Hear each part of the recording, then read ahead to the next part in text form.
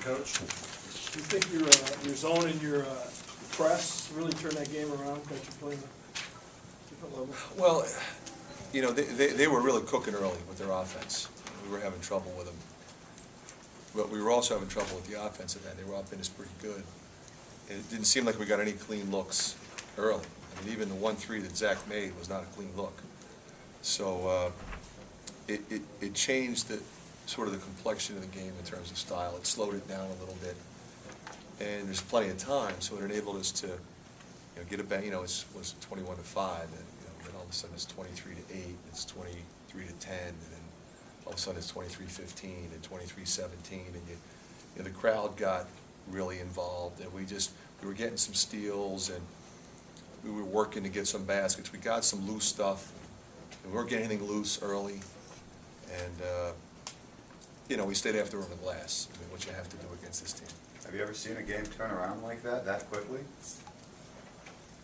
I've seen, I've been involved in comebacks like that. I mean, rarely are you down 15 and win by 20, but that got away from them at the end. Wasn't really didn't feel like a 20-point win. Talk about Eric May's play today. Eric May. This guy, he's just playing so well. I mean, he's doing everything. He's handling the ball, he's making passes, he's in the press, he's rebounding in traffic, he's hitting threes, he's dunking the ball, he's stealing the ball. I mean, what can you say about him? He's arguably playing better than anybody else we have right now. With all due respect to Marble, who's been spectacular. I mean, so many guys. Cassell was tremendous today, no turnovers. We got great performances from a lot of people. With Eric, how much do you think it's a sense of urgency? He's your only senior. I don't think it's a sense of urgency at all, Pat. I think it's a guy who has tremendous character and work ethic and has figured it all out. He's been through a lot. He went through a coaching change. They play one style, they go to another style. He feels pressure to score when he's a freshman or sophomore. When he's playing for me, we needed him to score. And then last year he has some injuries that he has to overcome, and he's feeling pressured again. He might lose his starting job. Now he's relaxed. He knows our offense. He knows everywhere we have to line up. He knows what I want out of timeouts. He knows what I want when we're on the free throw line. And he is the guy that's telling everybody what we're doing. And everybody seems to feel better when he's out there. You were down 21-5. You had all 5 of your starters on the bench. Were you trying to make a point to them? Or? No, I was not. I yanked a couple guys. We had a couple bad mistakes early. I took Aaron White out because he was exhausted. I mean, that happens to him sometimes. But if you don't get him by the first media, you could just look at him. And then I went back to him. Basabi didn't play well at the start and then really played well in the second half. I thought that was big. Same with Woodbury. Woodbury and Basabi, slow starts, much better in the second half. Coach, your press gave them a lot of trouble. It's kind of sparked the comeback. Can you talk about that a little bit? Well, what it did was it got them playing east and west instead of north and south. They were using clock. We got a lead. They were real tentative and taking time. And then we got a couple steals, which gives you if you steal it in the press, you're going to get a run out. And, we got a couple easy baskets, and then we got fouled because we were in a bonus early in the second half. When you're up and you get into the bonus early, that's huge. And then we got into the double bonus, and then it's really hard to come back. Basabi really seemed to play with a lot of attention. I mean, he was really going after. Yeah, until he ran out of gas. He ran out of gas at the end, but his energy level, you're right, and his concentration, and I think that's been a difference with him. He has been really good in those areas where before he was a little bit inconsistent. Being locked in defensively and being in the right place offensively and getting there when he's supposed to get there and not late.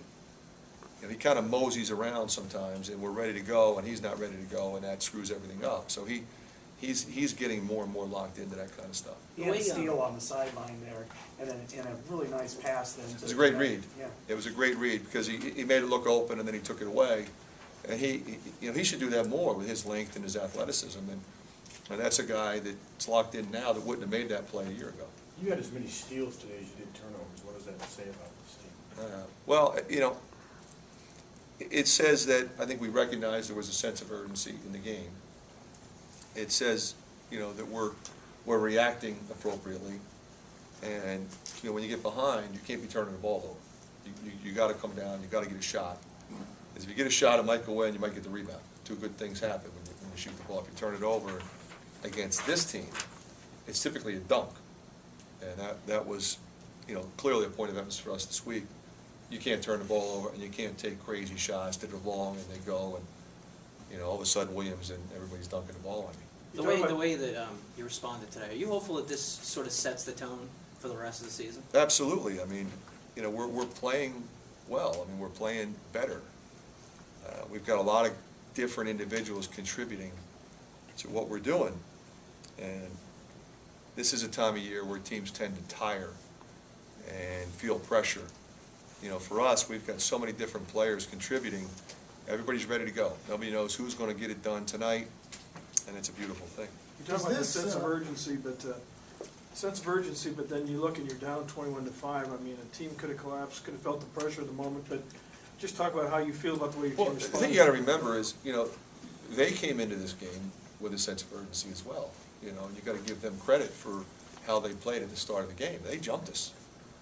You know, they went on the road and they jumped us. I mean, that's a really good basketball team with, you know, one of the best coaches of our generation. And, you know, a lot of times, like you said, our team could have wilted right there. I mean, just packed it in. But, you know, we haven't shown that we're going to do that anytime at all this year. And it's a great thing. Is this an emotional second win for you guys, or is it just simply a continuation of a season-long progression? I think the latter. You know, it's a big win today. You know, it was the next hurdle for us. You know, at some point you got to stop talking about what happened up there. You know, that happened 2 weeks ago. It's ancient history. What's going to happen today? And then how do we prepare tomorrow? And how do we prepare to go up to play Nebraska? And that's all we're thinking about, is Nebraska. A lot of teams hit walls this time of year, 2/3 into a conference season. Why have you not? Because of our depth. You know, and it's a great thing for me personally, because I have typically played a short bench. You know, I've said that over and over. My head coaching stops, I've played 7. Like I always say, sometimes I play 7.5. You know, they'll play one guy a little bit, depending upon the situation. But I'm playing 10 every night, and I am not uncomfortable going to 11. So I think, you know, when you talk about Mike hitting that wall, when you've got 10 guys ready to go, you're not going to hit that wall because they're all playing half the game. Or, you know, there's a few guys that might play, like for example, the other night, Basabi played 34. He hasn't played 34 minutes with that level of effectiveness in a long time, and he did it on the road in a very difficult environment. So that was a game where he played more than somebody else, but there might be a game when he plays less. I mean, today he played 22 minutes, but that's the kind of team we have. Is he officially out of whatever he was in?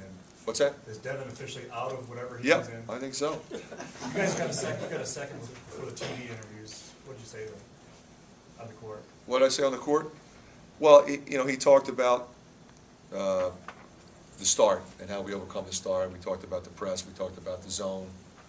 And I don't remember what the second question was. What did you say to Devin? Yeah. Oh, what did I say to Devin? What did you say to Devin? Oh, right before I got Yeah, interviewed. right before. Oh, my bad. That's it. I told him, you know, I said, that's who you are. You know, I told him I was proud of him. You know, it gets to a point sometimes where you just keep getting asked over and over what's wrong. What, you know. He was in a little bit of a slump. You know, he, for the first time, I thought, was playing a little. He's never been a tentative guy. He's not a tentative person. Anything he does, and he was a little tentative. At Minnesota, at Wisconsin, you know, I thought. And I just said, look, you're my guy. I'm staying with you. We're going to keep running stuff for you late. I want to have you on the floor late. I want you to shoot the ball, to attack the basket. The only thing I want to say to you is, sometimes when guys get into shooting slumps, they overanalyze the shot. Sometimes you're shooting when you're covered. And he had a tendency to do that in that stretch. So therefore, your percentages are going to be lousy. I said, shoot the ball when you're open, drive the ball when there's space, move it on when you're covered, and just be who you are, and we'll be fine. Was there any sense of looking at the score and going, it's 21-5, it was 14-2 at Minnesota, and go, here we go again, what are we doing this for? Well, you know, I don't think I would look at it that way. I would look at it more like, what do we have to do right now against this team? What were they doing to us? Why were they up by that much? And they were up and as good.